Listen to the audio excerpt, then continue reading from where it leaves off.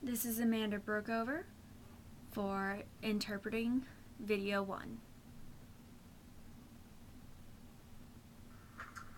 When I think about doing a trip in the Boundary Waters and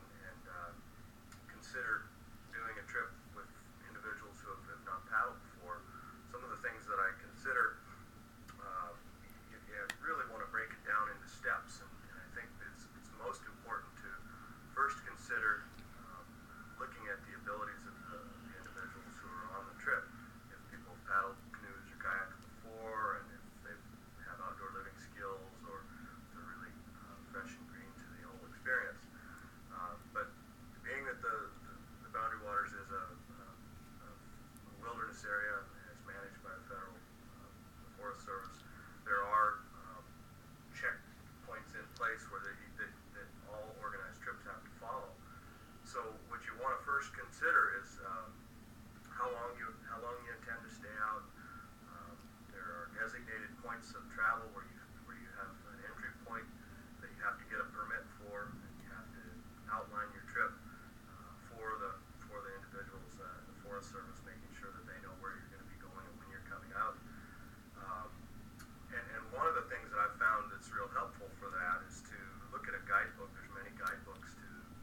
traveling in the Boundary Waters. And they actually have trips broken down into difficulties, from rugged to intermediate to just leisure trips. And in those, they give just brief descriptions of how long the portages are, and the numbers of campsites on various lakes, the type of fish you might find, the wildlife you might find in the different areas. So I am a firm believer in sitting down and doing a little pre-trip planning, making sure that everybody's expectations of what we're going to be doing and where we're going to be traveling are meshing, and everybody's comfortable with the extent of what our trip is going to entail. And looking at that, some of the things you have to do are there's certain entry points in the Boundary Waters that are a lot more popular, and it's all kind of guided by quota system where on any given day X number of entries are allowed at certain points.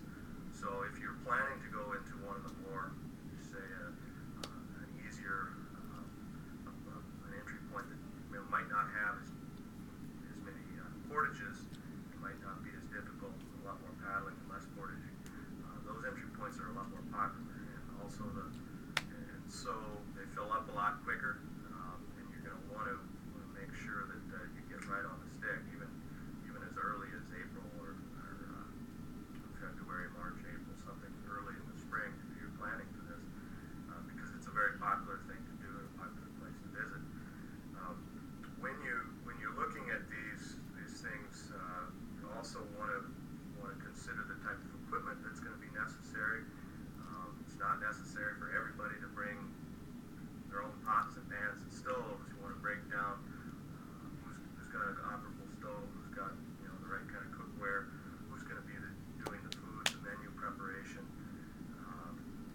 and just really dial it in so that everybody's feeling like they have things that they can contribute to the trip planning. So once you've got your entry point picked out, you're comfortable with the amount of time you're going to be spending, you start to work on your menu, you get if people have not paddled before, you might want to do a little pre-trip paddling together, maybe even go over some procedural things like